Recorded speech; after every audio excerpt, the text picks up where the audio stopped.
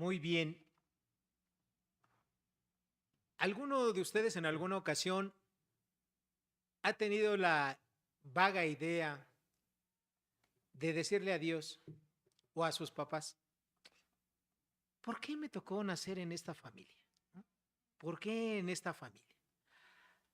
A mí me hubiera gustado a lo mejor nacer en una familia, ¿verdad? A lo mejor famosa, a lo mejor en una familia, ¿verdad? De abolengo o alguna familia de artistas. O al contrario, ¿verdad? En alguna familia en el campo, ¿no? Por ejemplo, casi aquí todos somos de ciudad ya, ¿verdad? Algunos nacimos en el campo, pero a lo mejor ya estamos aquí en la ciudad. ¿Alguna vez han pensado este tipo de cosas? ¿Por qué me tocó en esta familia? Bueno, yo creo que si algunos no se lo han cuestionado, algún día se lo van a cuestionar, ¿verdad? ¿Por qué me tocó nacer en esta familia? Dios en su palabra nos da la respuesta, ¿verdad? A esto, ¿por qué me tocó nacer en esta familia? Hoy vamos a estudiar el Evangelio de Marcos, capítulo 3, versículos 20 y 21, y de ahí nos vamos a saltar del 31 al 35. Marcos, capítulo 3, versículos 20, 21 y luego 31 al 35. Entonces, sepárenlo porque así viene estructurada la palabra, ¿ok? En el contexto de Marcos, nosotros estamos, en este pasaje que vamos a ver el día de hoy, nosotros estamos pasando y entrando propiamente a la segunda parte del ministerio del Señor Jesús, la segunda parte de su ministerio público. Hasta este momento el Señor Jesucristo ya había realizado varios milagros, ustedes ya lo saben, lo hemos venido estudiando, ya había tenido ahí sus confrontaciones, ¿verdad? Con la gente religiosa de aquel tiempo, particularmente con los fariseos, quienes ya se habían unido, ¿verdad? A los herodianos para atentar contra la vida del Señor Jesucristo. Hasta este momento hemos visto que el Señor Jesús ya había elegido, ¿verdad? A su equipo de trabajo, a su equipo base, a esos 12 hombres y les había encomendado que ellos en primer lugar estuvieran con él. ¿Se acuerdan? Eso vimos la semana pasada. Pero también les había encomendado que predicaran el evangelio. Ellos fueron los primeros enviados a predicar el evangelio. La tercera tarea, ¿verdad? Y obviamente ahí tenían un privilegio, es que ellos iban a ser dotados con poderes especiales dados por el Espíritu Santo para curar enfermedades, sanar dolencias, echar fuera demonios. Evidentemente, ellos lo hacían no por ellos mismos, ¿verdad? Sino porque por el poder de Dios manifestado en ellos. Y ello, eso daba las credenciales que los confirmaban como apóstoles, como personas enviadas por el Señor Jesucristo. Bueno, eso ya lo vimos nosotros. Nosotros recordemos un poco que el Evangelio de Marcos se escribió, según dicen los historiadores, entre el año 65 y 70, es decir, unos 25, 30 años después de la muerte del Señor Jesucristo. Durante este tiempo, durante estos 30 años, fue un periodo en el cual la iglesia ya empezaba a ser perseguida, principalmente por el emperador Nerón, que era quien gobernaba en Europa. Entonces Marcos, inspirado por el Espíritu Santo, fue quien compiló, ¿verdad? Todo lo que él vio, lo que él atestiguó, más otras cosas, eso fue lo que él escribió, ¿verdad? Inspirado por Dios, y es lo que hoy conocemos como el Evangelio de Marcos. En entender un poquito el contexto histórico nos ayuda porque en los pasajes a veces encontramos lo que nosotros decimos que son tensiones, es decir, cosas que decimos, caray, como que esto no cuadra. Para que nosotros comprendamos muy bien los pasajes, particularmente a los evangelios, pues necesitamos leer los pasajes paralelos. Y obviamente Marcos capítulo 3 versículos 20-21 tiene sus pasajes paralelos en otros dos pasajes, ¿verdad? Que es Mateo capítulo 12 de los versículos 46 al 50. Ahí ustedes encuentran esta porción de la escritura y también en Lucas capítulo 8 versículos 19 al 21. Ahí ustedes van a encontrar los paralelos de lo que vamos a estudiar el día de hoy, ¿ok? obviamente, pues yo ya los leí, ¿verdad? Yo ya los estudié para poderles presentar la información que les estoy virtiendo a este momento. Entonces, ahora sí, dicho lo anterior, quiero que vayan conmigo a Marcos capítulo 3 y vamos a leer los versículos así como yo se los dije. Primero el 20 y 21 y de ahí nos saltamos al 31 al 35, ¿ok? Dice, y se agolpó de nuevo la gente, de modo que ellos ni aún podían comer pan. Cuando lo oyeron los suyos, vinieron para prenderle, porque decían, está fuera de sí. Vienen después sus hermanos y su madre, y quedándose afuera, enviaron a llamarle. Y la gente que estaba sentada alrededor de él le dijo, tu madre y tus hermanos están afuera y te buscan. Él le respondió diciendo, ¿quién es mi madre y mis hermanos? Y mirando a los que estaban sentados alrededor de él, dijo, he aquí mi madre y mis hermanos, porque todo aquel que hace la voluntad de Dios, ese es mi hermano y mi hermana y mi madre.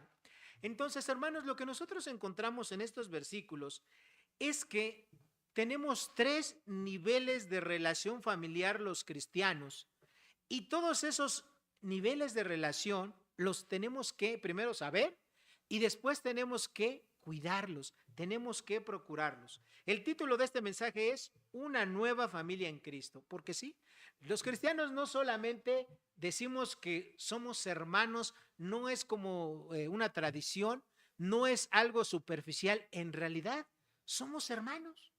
Somos hermanos y eso es lo que vamos a ver el día de hoy. Primero, la familia, el primer punto de este mensaje es la familia de sangre del siervo. Ese es el primer nivel de relación, ¿ok? La familia consanguínea, ¿ok? En el versículo 20 dice, y se agolpó de nuevo la gente. Bueno, obviamente las personas sabemos que donde Jesús llegaba y se presentaba, él ya su fama era muy grande que llegaban para escucharlo, para presenciar milagros, o si ellos mismos tenían padecimientos, para que los sanara. Entonces, se agolpó de nuevo la gente, ¿ok?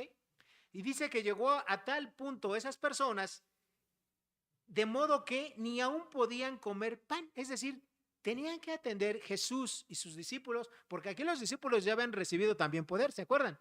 Ya que ellos ya podían hacer muchas de las cosas que hace Jesús, ellos ya también lo podían hacer. Entonces se agolpó tantas personas alrededor de Jesús y de sus discípulos que dice que ni aún ellos tenían tiempo para comer. No tenían tiempo ni para algo tan importante como es comer. En ese ministerio, ¿verdad? Que ya estaba pasando de su fase inicial a su segunda etapa, las actividades iban siendo cada vez más y más mayores, particularmente ese día. Si recuerdan, el Señor Jesucristo viene de hacer, de tener confrontaciones, viene de hacer milagros y obviamente no tenían ni siquiera un tiempo. ¿En cuántas ocasiones nosotros, cuando tenemos mucho trabajo o cuando tenemos mucha tarea de la escuela, decimos, ay, bueno, mejor al ratito como, ¿verdad? Y a veces decimos otra vez, seguimos trabajando o seguimos haciendo la tarea y decimos, bueno, al ratito. Y cuando te das cuenta ya se te pasó toda la tarde o la hora específica, como dicen por ahí, ¿verdad? La sagrada hora de los alimentos ya la hiciste a un lado porque estabas muy ocupado estudiando o trabajando haciendo la tarea. Bueno, lo mismo les ocurría a Jesús y a sus discípulos. Ellos estaban, ¿verdad? Con tanta actividad que dice aquí que no tenían comer, no tenían un tiempo para comer a causa de la multitud, a causa de las personas que estaban atendiendo. Ahora, necesitamos concentrarnos en un tipo de familia, la familia de sangre o la familia consanguínea, que es lo que encontramos en el versículo número 21. Dice, cuando lo oyeron, es decir, cuando la mamá y los hermanos de Jesucristo oyeron que él estaba en esa región y que él estaba ahí con tanto trabajo, fueron a él, ¿verdad? Y dice aquí para prenderle. Nosotros encontramos esa palabra prenderle como es una palabra como si lo fueran a arrestar.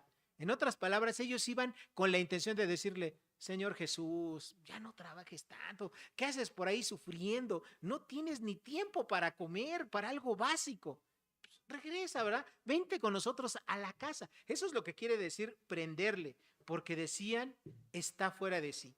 Bueno, esa frase, hermanos, que está fuera de sí, en el original quiere decir, hijos, su hermano ha perdido la razón. Es decir, su hijo está loco, ¿verdad? ¿Por qué? Porque dedica tantas cosas a servir a las personas, se dedica tanto a eso, que no hace ni lo básico, no, ni come. ¿Sí? Y cualquier persona, ustedes saben que no podemos vivir si no comemos. ¿Ok? Eso es lo que ellos estaban pensando. ¿Ok? Ellos decían, nuestro hermano, en el caso de sus hermanos o de su mamá, decía, híjoles, pues mi hijo ya perdió la razón, ¿verdad? De tanto. ¿Por qué? Porque en este punto de la vida y de la historia de Jesús, ellos aún no sabían exactamente quién era Jesús. Todavía ellos no tenían la certeza de que Jesús era el Mesías enviado. Recuerden que de la gente que se tardó más tiempo en creer en Jesús fue precisamente sus hermanos o sus medios hermanos, ¿verdad? Ellos fueron los que tardaron más tiempo en creer en Jesús. Por eso es que pensaban de esa manera. No tenían esa certeza de quién era su propio hermano. ¿Okay? Normalmente en la familia es la primera institución y evidentemente creada por Dios, y eso todos lo sabemos, ¿verdad? Que Dios creó a la familia, la instituyó allá desde el Génesis. Bueno, la familia tiene varias funciones. Una y muy importante es que es donde se generan los primeros lazos de amor. Por naturaleza, en la parte funcional, bueno, pues la mamá va a tener una relación, ¿verdad?, con su hijo porque lo tuvo en el vientre, ¿verdad? Algunos 6 meses, otros 7, otros 8, otros 9. Algunos como yo hasta nos pasamos de tuesta. Estuvimos unos cuantos días más en el vientre de nuestra mamá. Bueno, así, ahora sí que eso solamente Dios lo determina. Entonces, esa relación, ese vínculo que hay, pues es uno de los vínculos más importantes. Evidentemente ya cuando el niño nace y empieza, ¿verdad?, el cuidado, la crianza y todo eso, pues esos lazos van creciendo. El cuidado, el amor, la protección y el bienestar, ¿verdad?, de los miembros de la familia es algo de las funciones básicas que Dios creó para la familia. Y eso es lo que vemos en el versículo 20. Los hermanos del Señor Jesús fueron movidos a esto porque ellos tenían una sincera preocupación de decir, ay, mi hermano, ¿verdad? Ya está un poco mal de la cabeza, ¿verdad? Igual la mamá, la Virgen María, bueno, en este caso pues ya no era virgen, ¿verdad? Ya había tenido a Jesús y sus demás hijos. Entonces, María, ¿verdad? Y sus hermanos decían, ¿qué le pasa, verdad? Algo tiene. Y esa preocupación fue lo que los llevó a ir a buscar a Jesucristo. ¿Okay? Eso fue lo que los llevó a ir a buscar al Señor Jesucristo. ¿Para qué? Pues para regresarlo a casa, para que él tuviera tiempo de comer y de alimentarse. Y esa preocupación que vemos, porque eran su sangre, porque tener una relación de consanguinidad, tiene su origen precisamente en ello, en la sangre. ¿Ok? Dice un dicho común y popular, ¿verdad? Que la sangre pesa más que el agua. Y obviamente ese dicho lo aplicamos para muchas cosas. Cuando, por ejemplo, alguien viene contigo y te pide ayuda al mismo tiempo, que es un extraño, ¿verdad? Un vecino, y viene contigo un hijo o un hermano, y tú dices, bueno, si ayudo a mi hermano o a mi hijo, ya no puedo ayudar al extraño que me pidió ayuda. Normalmente, ¿a quién vas a ayudar? Pues a tu hijo, ¿verdad? ¿Ok? Pues, ¿por qué? Porque se cumple ese dicho, ¿verdad? Pesa más la sangre que el agua, es decir, es más fácil que te dejes, que te vayas a ayudar por esos lazos que tienes con un familiar que por un extraño, ¿ok? Entonces, eso fue la relación, ¿verdad? Consanguínea, fue lo que motivó a María y a sus hermanos a preocuparse, a ir por el Señor Jesucristo, sin darse cuenta que lo que ellos estaban diciendo o pensando era algo que iba totalmente en contra de la voluntad de Dios, porque Jesucristo precisamente a eso vino, ¿verdad? Así dice la Escritura, que Él vino ¿para qué? Para salvar lo que se había perdido. Y en ese proceso, obviamente, Jesús sanaba y curaba personas y obviamente más adelante vamos a ver, sanaba paralíticos, le dio la vista a ciegos, curó endemoniados, en fin, todo eso lo hacía para mostrar sus credenciales, porque en el Antiguo Testamento estaba profetizado eso, que el Mesías iba a dar testimonio con señales y prodigios. Por eso es que Jesús lo hacía. ¿Okay? Entonces, ese es el primer tipo de relación, la relación consanguínea. ¿Okay? Segundo, la madre de Jesús y sus hermanos querían llevárselo, ¿verdad? Y obviamente el Señor Jesucristo iba a tomar acción. ¿Okay? Y recordemos que el Señor Jesús estaba con mucho trabajo. ¿Okay? En esos momentos. No había tiempo ni para comer. Obviamente el Señor Jesucristo, siendo Dios mismo, pues él pudo, y ya lo había demostrado, ayunar, ¿verdad? 40 días y 40 noches o pasar días enteros sin comer. Pero evidentemente, pues eso no lo tenían muy presente su familia, ¿verdad? Algo que es importante también era que el Señor Jesús, pues jamás estuvo fuera de sí. O sea, jamás estuvo como un loco, como un lunático. Él siempre estuvo en un estado mental de salud perfecto, ¿eh? Más que cualquier ser humano lo pueda estar. Sin embargo, que los hermanos y su madre pensaran que él estaba fuera de la razón es por dedicar tanto tiempo al ministerio. Y ellos, no, ¿por qué? Porque su madre ni sus hermanos tenían una visión espiritual, tenían una visión correcta. Y déjenme decirles como una aplicación que a veces los cristianos también pecamos de esto. Vemos a hermanos muy entregados, ¿verdad? Que sirven, trabajan para el Señor, todo eso, y dejan a un lado las cosas del mundo, y a veces nosotros en nuestra buena intención somos como los hermanos del Señor o somos como María. Y le decimos, ay hermano, pues qué bueno que usted trabaja así tanto, ¿eh? Pero mire, ¿por qué no deje de trabajar tanto, verdad? Mire, tómese un tiempo para usted o descanse un poquito, llévese las cosas más relajadas. O cuando algunos de nuestros hijos, ¿verdad?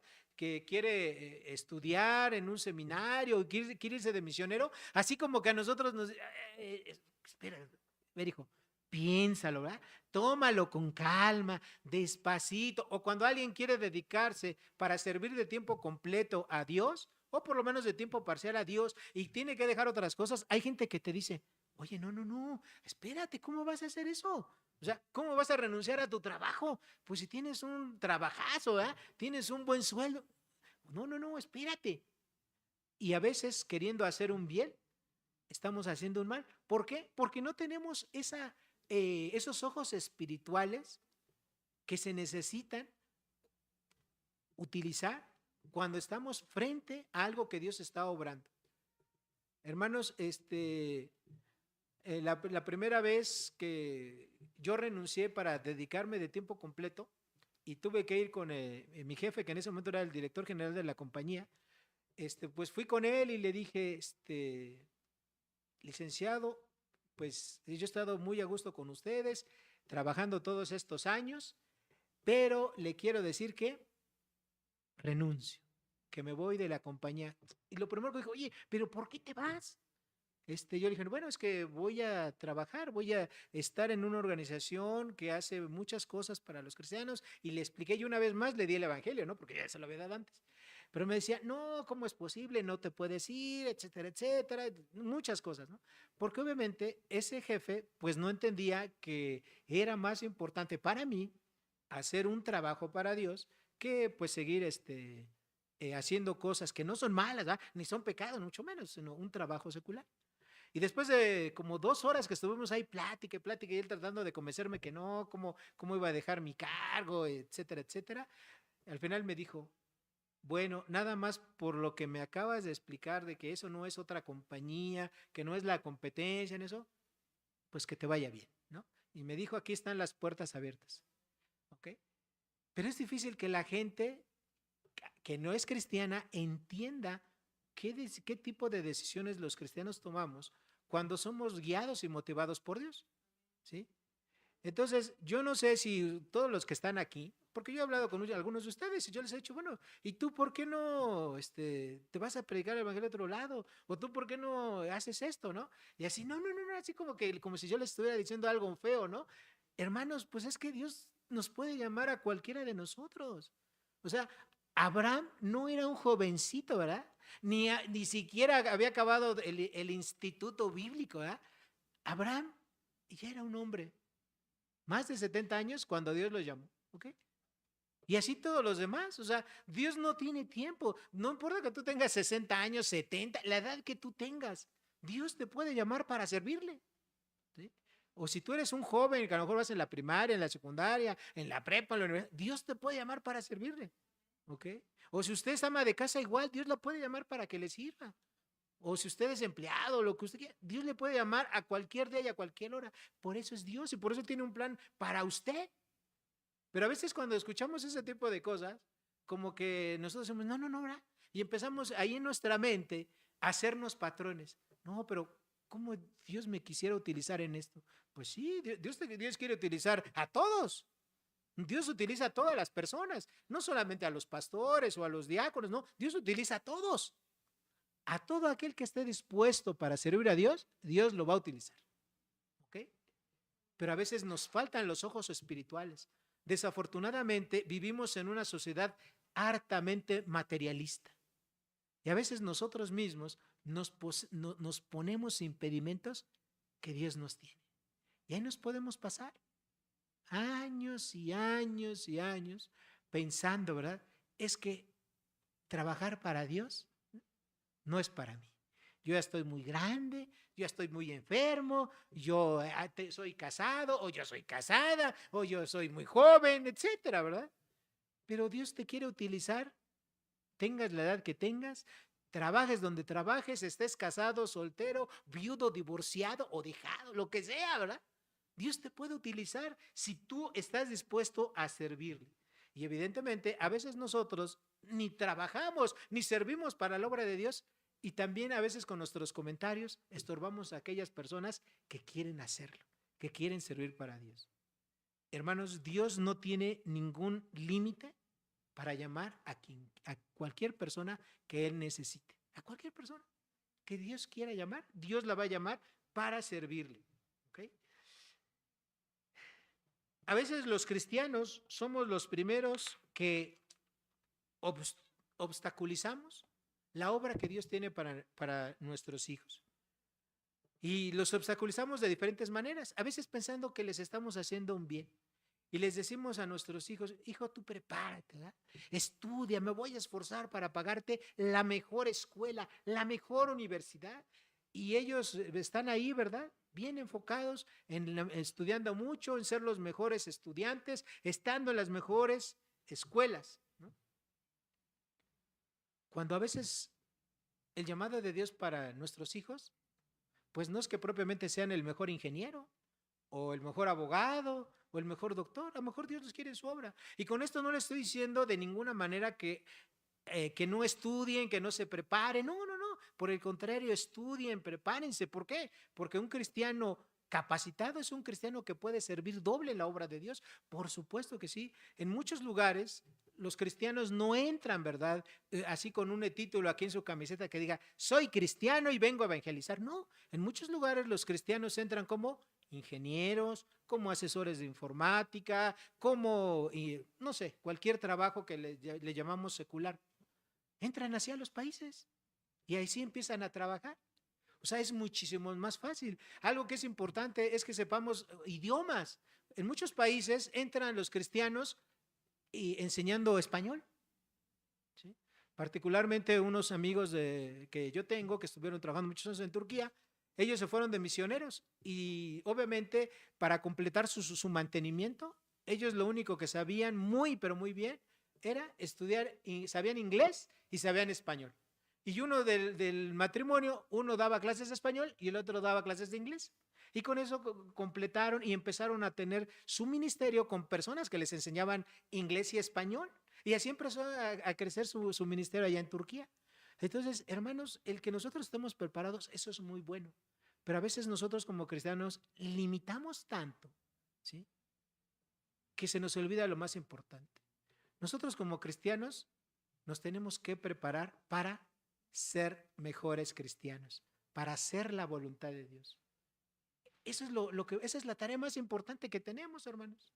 Si además de eso Dios nos permite, va a ser abogados, licenciados, doctores, arquitectos, ingenieros, lo que ustedes quieran, hermanos, qué bendición, ¿sí? Qué bendición. Pero desafortunadamente en la mente de muchos padres cristianos no está preparar a sus hijos para que sirvan a Dios, para que obedezcan a Dios, para que sean buenos cristianos. ¿Okay? Un dato para los que les gustan los datos. El 70% de los misioneros que hay en todo el mundo proviene de padres que fueron pastores o misioneros. ¿Okay? Así de sencillo. Hace rato decía, ¿verdad?, de Javier en la dirección, ¿qué es lo que aprende un hijo? Pues lo que ve que hacen sus papás. Eso es lo que aprende.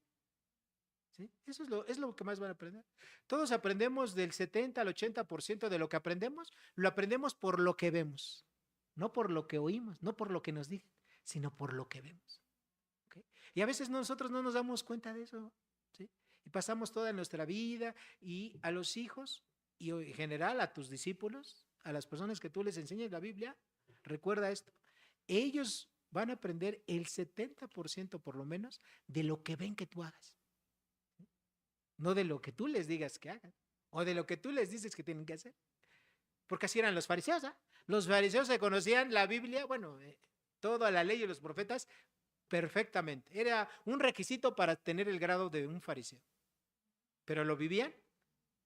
¿Lo vivían los fariseos? No, ¿verdad? No lo vivían. Al Señor Jesús de tal suerte que les decía, ustedes hagan lo que les digan que hagan, porque les decían cosas y las enseñanzas eran correctas, pero no vivan lo que ellos viven. ¿Sí? Porque así eran los fariseos. Y a veces los cristianos así somos, ¿verdad? Decimos muchas cosas que son correctas, pero no las vivimos. Mejor vivamos más la Escritura, ¿verdad? Vivamos más la Escritura, vivamos más como Dios dice en su palabra y déjame decirte que el resultado va a estar ahí. ¿Okay? En los versículos 31 y 32 encontramos que además de la familia consanguínea, es decir, los que tienen la misma sangre, ¿verdad? Descienden de la misma mamá y del mismo papá, hay otro tipo de familia. Y esta es una familia que es la familia espiritual. Dice el versículo 31 y 32, vienen después sus hermanos y madre, y quedándose afuera, enviaron a llamar al Señor Jesús. Fíjense, así como dijeron, ay, mi hijo, ¿verdad? O ay, mi hermano Jesús, ¿verdad? Está por allá adentro, ¿no? Ellos se quedaron afuera. Y la gente que estaba sentada alrededor de él le dijo, tu madre y tus hermanos que están afuera te buscan, ¿ok? Bueno, esas personas que estaban ahí, seguramente la Biblia no nos dice, pero pudo haber sido algunos de los discípulos. Cualquiera de ellos le pudo haber dado el recado al Señor Jesús, ¿verdad? Te buscan allá afuera, ¿ok? Y obviamente esas personas que estaban ahí, los discípulos, ellos vinieron a ser la familia espiritual, que ese es el otro tipo de familia que existe, ¿verdad? Una familia espiritual. ¿Quiénes son la familia espiritual? Aquellos que comparten contigo la misma fe, aquellos que creen que el Señor Jesucristo es el Hijo de Dios, que vino a este mundo, que murió, que resucitó al tercer día, según las Escrituras, y que murió para que Dios te pudiese perdonar tus pecados, para que tú fueras perdonado, limpiado de toda tu maldad, pudiese ser un hijo de Dios. Entonces, esas personas que están ahí forman tu familia espiritual. En otras palabras, hermanos, todos los que estamos aquí, si somos verdaderos creyentes, si somos verdaderos hijos de Dios, el Señor Jesucristo es nuestro hermano mayor, por así decirlo. Nuestro Padre común es Dios. Y todos somos hermanos. Hermanos, yo se los he dicho una vez y se los voy a decir otra vez. Y se los digo con todo mi corazón. De ver, yo a sus hijos, hermanos, los estimo, los aprecio, los quiero, los trato, considero como si fueran mis propios hijos. ¿Sí?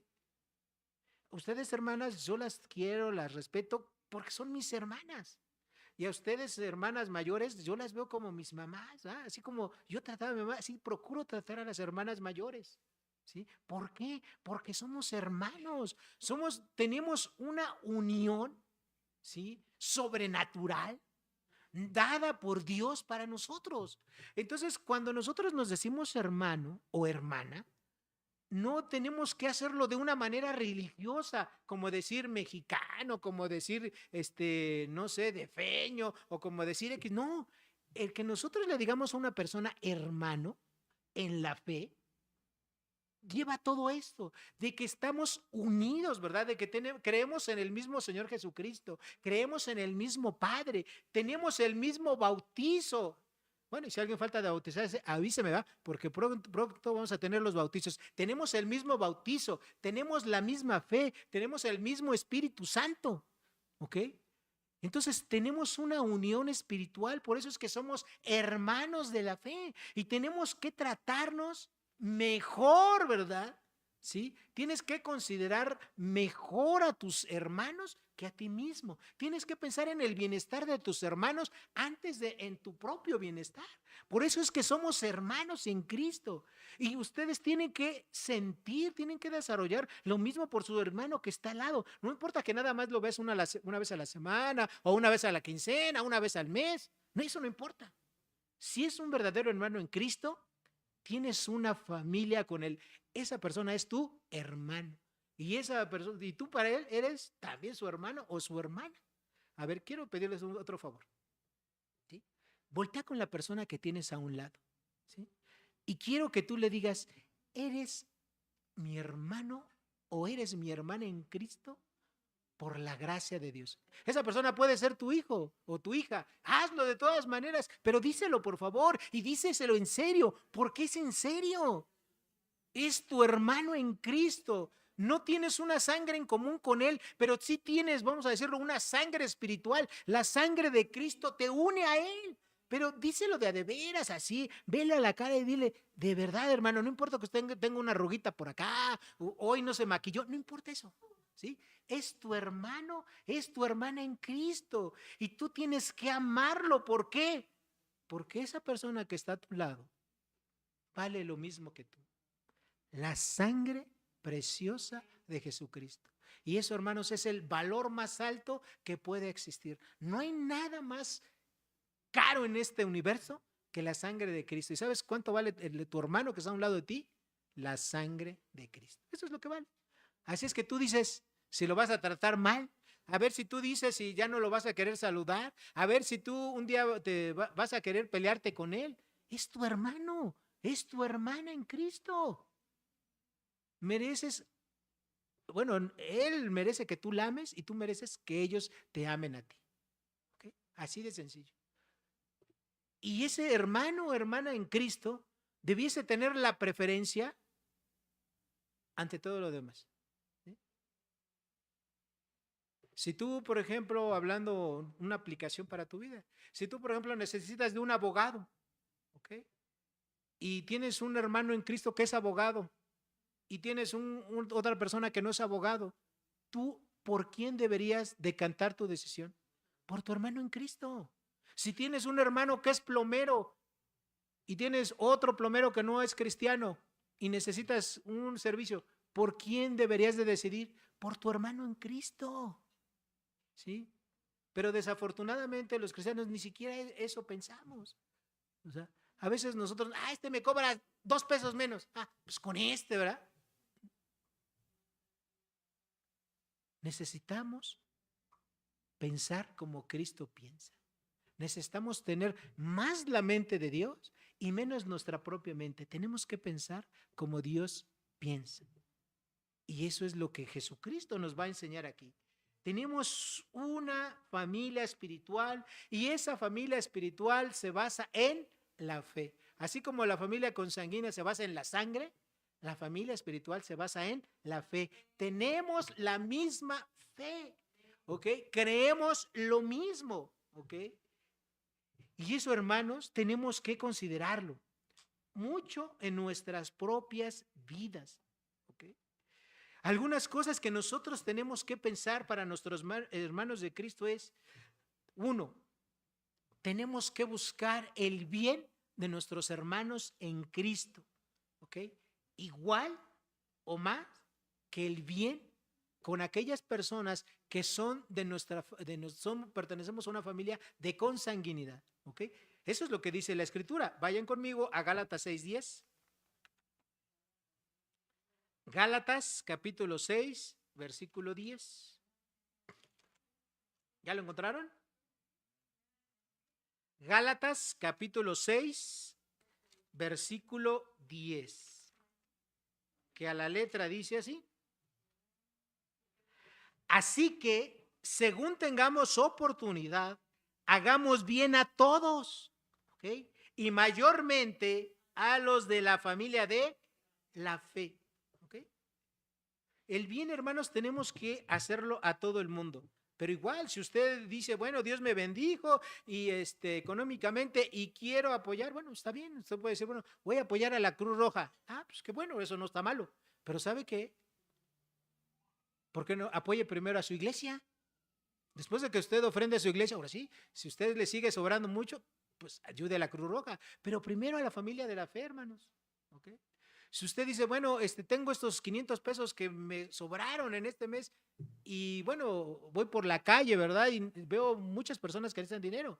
Ok, bueno, pues usted le puede dar, pero si usted también en la iglesia tiene un hermano o hermana que está pasando por necesidad, no tiene trabajo, está enfermo, etcétera, hermanos, pues usted debiese destinar ese dinero a ayudar a alguien de la fe o darlo para un trabajo, para un misionero, etcétera, hermanos. Eso es lo que tenemos que hacer. Segundo, tenemos que amarnos los unos a los otros. Y de verdad, hermanos, en Romanos capítulo 12, versículo A, es lo que nos dice que tenemos que amarnos los unos a los otros. Pero hermanos, no solamente de palabras. Como dijo el apóstol Juan, ¿verdad? Allá en su carta, ¿verdad? No nos amemos de lengua, ¿verdad? Sino de hecho y en verdad. ¿Okay? Nos necesitamos pasar, hermanos, de las palabras a los hechos. ¿Okay? Jesús dijo, ¿verdad? En esto conocerán todos que sois mis discípulos. ¿Cuándo? Tuviereis amor los unos con los otros. Y obviamente está hablando como a puros cristianos. ¿Ok? A puros cristianos. Por ejemplo, si usted está en una reunión, ¿verdad? Aquí con los hermanos y nada más queda una dona, ¿verdad? Y junto a usted está una hermana, ¿verdad? Que pues, a lo mejor no ha desayunado porque te lo dijo hace ratito. Ay, me vine apurada para no llegar tarde, ya no me dio tiempo de desayunar y nada más queda una dona. Bueno, usted come. No, no es cierto. Déjese la verdad a la hermana para que ella se la coma, ¿ok? Haga el bien. Piense en el bien de los hermanos antes del suyo propio, ¿ok? Otra cosa que implica esto de esta familia consanguínea, hermanos, tenemos que perdonarnos los unos a los otros. Efesios capítulo 4, versículos 32. A veces, hermanos, en nuestra vida diaria, como una familia espiritual que somos y que convivimos, hermanos, podemos tener diferencias. O sea, y eso es muy natural. Pero lo importante no es que tengamos diferencias, lo importante es cómo las resolvemos. Usted y yo podemos tener una diferencia, ¿verdad? Pero si usted y yo nos sentamos y platicamos y lo tratamos como Dios quiere en su palabra, pues esa diferencia la vamos a eliminar. O a lo mejor vamos a seguir con esa diferencia. Pero si no es algo importante, no pasa nada, ¿verdad? Y seguimos. Pero a veces en lugar de tener esa diferencia, hacemos otras cosas, ¿verdad? Chismeamos, murmuramos, nos quejamos, etcétera. Cuando lo que Dios quiere es que nosotros nos perdonemos unos a otros. Efesios capítulo 4, versículo 32 dice lo siguiente, ¿verdad? Antes, sed buenos. Algunas traducciones tienen ahí benignos. Unos con otros, misericordiosos, perdonándoos unos a otros, como Dios también os perdonó a vosotros en Cristo. Hermanos, si alguien te ofendió y te hizo algo incorrecto, lo que tú quieras, hermano, tu primera responsabilidad antes de ir y reclamarle es perdonar. Cuando tú primero le perdonas y luego vas y platicas con él, ya hiciste la mitad del trabajo. Pero cuando tú estás enojado, vas y ahora sí que sale tu, como dicen por ahí los chavos, ¿ah? Sale tu peor versión de ti, y ahí vas, ¿no? Pues ya estás yendo con la actitud equivocada. Lo primero que tenemos que hacer es perdonar. Cuando tú en primer lugar perdonas, después vas y hablas con la persona y se arregla el asunto. Hermanos, las dificultades, las circunstancias son oportunidades de crecer. Son oportunidades de crecer, son oportunidades de que yo ponga en práctica lo que mi Señor dice en su palabra. Entonces, tú velo de esa manera. ¿Sí? Cada vez que tú tengas una dificultad, una diferencia con algún hermano en Cristo, piensa, esta es mi oportunidad para crecer. Si tú quieres 1 milímetro, 1 centímetro, 1 metro, eso ya dependerá de cada quien, de crecer. Y no des lugar al diablo, ¿ok? Perdonar. Otra cosa que tenemos que hacer, como en esta familia consanguínea que somos, es honrarse los unos a los otros. Romanos capítulo 12, versículo 10, ¿verdad? En cuanto a honra, preferiros los unos a los otros. Y vuelvo a lo mismo, hermanos, que aquí está venimos a escuchar la palabra de Dios. Los lugares más caros son los de acá adelante y por cierto, muchas veces están vacíos, ¿ah? No sé por qué no les gustan los de adelante y atrás siempre está lleno, ¿ah? ¿Sí? Pero estos son los mejores lugares, hermanos. Si ustedes van a una conferencia, a un concierto, van a ver que los primeros lugares son los caros, ¿ah? Son los costosos y los de atrás pues son los más sencillos, ¿ah? Y a veces nosotros decimos, bueno, que se sienten allá los más espirituales, ¿ah? O los que ya no oyen bien, ¿no? Hermanos, no, tenemos que honrarnos los unos a los otros, tenemos que darle esos lugares a la persona. Y no solamente me refiero al lugar físico, ¿no? Sino honrarlos de verdad. Y honrarlos, hermanos, es algo que podemos hacer. Tratarnos con cariño, con respeto, ¿verdad? ¿Sí? Dice ahí, dice Romanos, prefiriéndonos, es decir, hermano, este es el mejor lugar, siéntese usted, yo me voy para allá atrás. ¿Sí? O hermano, mire, aquí está el pastel, ¿verdad? Aquí hace 8 días que fue los cumpleaños, hace 8 días. Aquí, mira, el pastel así, la rebanada más grande, hermano, tenga, este es para usted, ¿verdad? No se preocupe, aunque yo no alcance. Eso es darle la honra. Hermano, que ya nada más hay 5 refrescos de cola y usted ya no alcanzó, no importa, ceda el suyo. Dele la honra a un hermano. ¿Sí? Hermano, que hay que barrer, ¿verdad? Y ya no queda nada. Hermano, pues usted barra, dele la honra, deja a los hermanos que disfruten la comunión, usted póngase a barrer. Todo eso, hermanos, nos hace falta que lo apliquemos en nuestra vida diaria. Para los que son líderes, ¿verdad? Primera de Tesalonicenses 5:12 dice que nosotros tenemos que dar honra, ¿cómo? Reconociendo a los líderes, a las autoridades, no porque sean más importantes que yo, no, sino porque eso es lo que dice la palabra, así como para los líderes, la Biblia nos dice que tenemos que alentar, exhortar, ayudar a las otras personas. Bueno, igual algo que tienen que hacer las personas por los líderes es reconocerlos, ¿verdad? ¿Ok? Y someternos a su autoridad, amonestarnos los unos a los otros, exhortarnos, sostener a los débiles. Hermanos, todas estas son muestras de amor dentro de una familia espiritual. ¿Ok? Y el tercer tipo de familia lo encontramos en los versículos 33 al 35. ¿Ok? Y dentro de la familia espiritual hay otro grupo todavía. ¿Ok? Jesús, ¿qué les dijo? Versículo 33. Y él le respondió diciendo a los que preguntaban, ¿verdad? Por su madre y sus hermanos que la buscaban afuera, dice, ¿quién es mi madre y mis hermanos? Jesús respondió, ¿verdad? Con una pregunta más, como era su costumbre.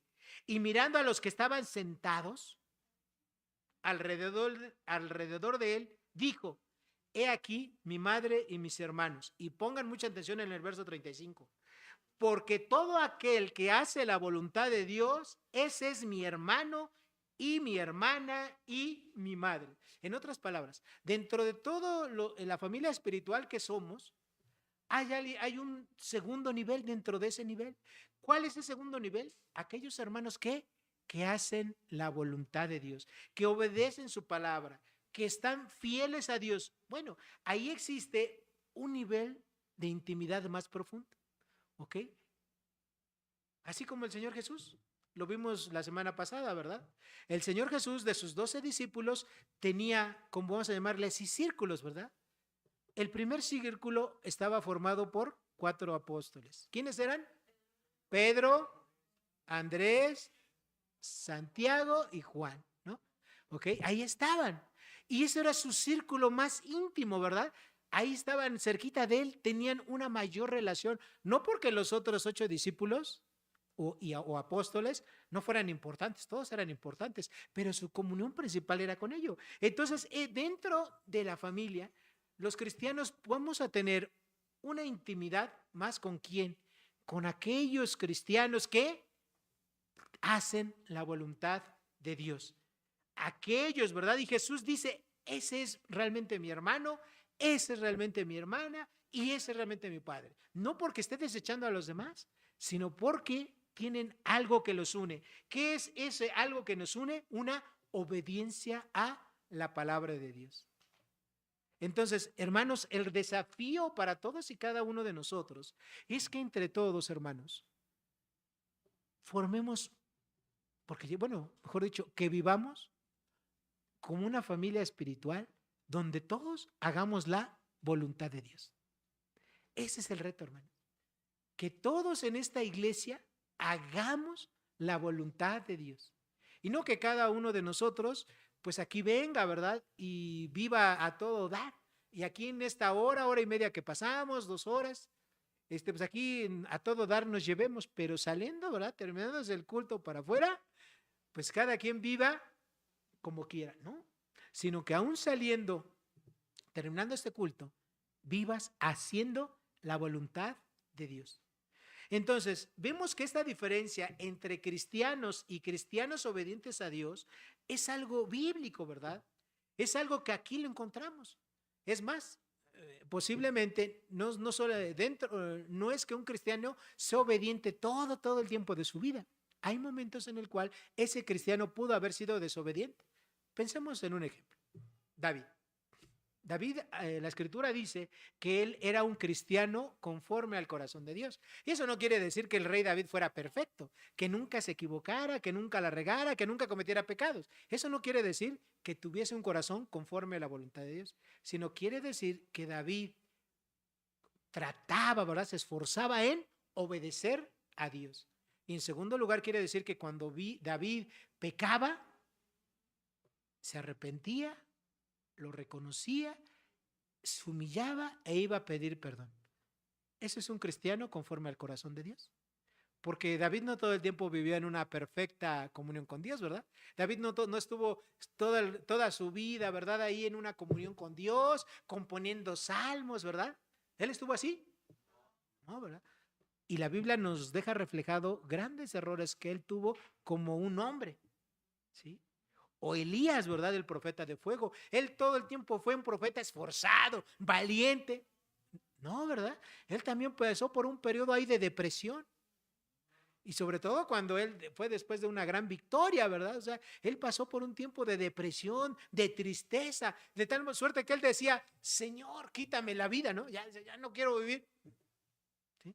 Porque una persona que cae en una depresión muy profunda, pues llega a pensar eso, ¿verdad? Ya no quiero vivir. ¿Okay? Entonces, hermanos, Dios retrata a sus hijos, a los hombres, pues como son, ¿verdad? Cuerpo entero. El problema es que nosotros los cristianos a veces le recordamos esas partes de la Biblia y no decimos esas cosas, pero ahí están. Y si están ahí escritas, como dice Romanos, es para nuestra enseñanza. Entonces, los cristianos no somos obedientes todo el tiempo, pero tratemos, esforcémonos en ser obedientes y eso obviamente va a hacer que nos unamos de una manera más profunda. Un cristiano tiene que tener el compromiso serio en su vida de vivir en santidad, que cuando peque realmente le duela. Hermanos, créanme, ¿sí? Hay cristianos que pecan y como si te estuvieran dando la hora, ¿no? Oye, pues si nada más resulté embarazada, no hice nada más, ay, nada más, ¿no? Oye, pues si nada más defraudé aquí la empresa donde yo trabajaba, si nada más me quedé con $500,000 que no era mío, ¿verdad? Y por eso me corrieron. Nada más. Pues no te tenías que haber robado ni un peso, ¿verdad? Es que otros roban más, ¿no? Pues qué importa que otros roben más, pero son las contestaciones que a veces uno como pastor escucha, ¿verdad? Es que yo nada más le ofendí, pero le ofendí tantito, ¿ah? Oye, pues es que no tenías que ofenderlo ni tantito, no tenías que ofenderlo en nada, por el contrario, como dice la palabra, tenías que preferirlo a él o a ella, darle la honra. ¿Okay? Un cristiano obediente participa sirviendo en la iglesia y espera, ¿verdad? que otros demás cristianos hagan lo mismo. Hermanos, en la iglesia tenemos mucho que hacer, tenemos mucho trabajo, muchísimo. La iglesia, hermanos, no es nada más la hora y media, las 2 horas que estamos aquí los domingos. No, hermano. La iglesia se vive todos los días. ¿Sí? Todos los días se vive la iglesia. Tu obediencia a Dios no solamente la quiere aquí, ¿verdad? En este tiempo que estemos, la quiere las 24 horas del día.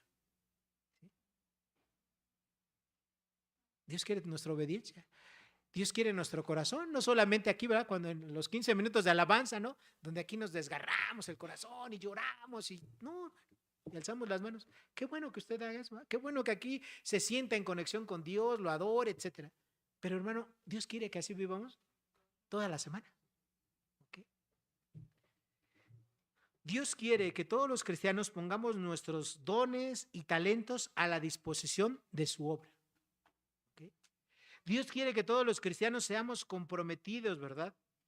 En su obra, haciendo la parte que Él nos ha encomendado, enseñando, cantando, alabando, enseñando a los niños, barriendo, trapeando, lo que sea, hermanos, pero que todos estemos sirviendo, estar comprometidos con tu propio crecimiento espiritual. Todo eso va a dar por resultado, hermanos, que nuestra unión espiritual, nuestra obediencia sea más profunda para con Dios y para con todos nosotros, hermanos. Los cristianos tenemos que estar conscientes que tenemos 3 tipos de relaciones, ¿va? Familiares, y todas son importantes. Primero tenemos una familia consanguínea. Todos tenemos una familia consanguínea. Tenemos que cuidarlas. Si ellos no son cristianos, tenemos que evangelizarlos, tenemos que darles buen ejemplo, buen testimonio, pero también predicarles, ¿eh? Porque hay cristianos que dicen, bueno, yo nunca les he predicado, pero cuando yo estoy ahí no hago lo que ellos hacen. No, qué bueno que usted no haga lo que ellos hacen. Pero ¿cuándo les ha predicado el evangelio? El evangelio, hermanos, es predicarles, ¿sí? Usted les tiene que decir lo que hizo Cristo, su obra de Cristo, que necesitan arrepentimiento, que necesitan salvación, que están condenados, ¿verdad? Si no entregan su vida a Cristo Jesús antes de que se mueran. Usted necesita hablar, necesitas cuidar esa relación con esa familia consanguínea. 2, necesitas una relación fuerte con tu familia espiritual y esa relación se basa en la fe. Nuestros hermanos en Cristo también necesitan de tu amor, de tu ayuda, de tu compromiso, de que lo tomes de la mano y camines con él. Hace unos días vi a un hermano en la fe que tenía muchos, pero muchos años que no lo veía. Y este varón,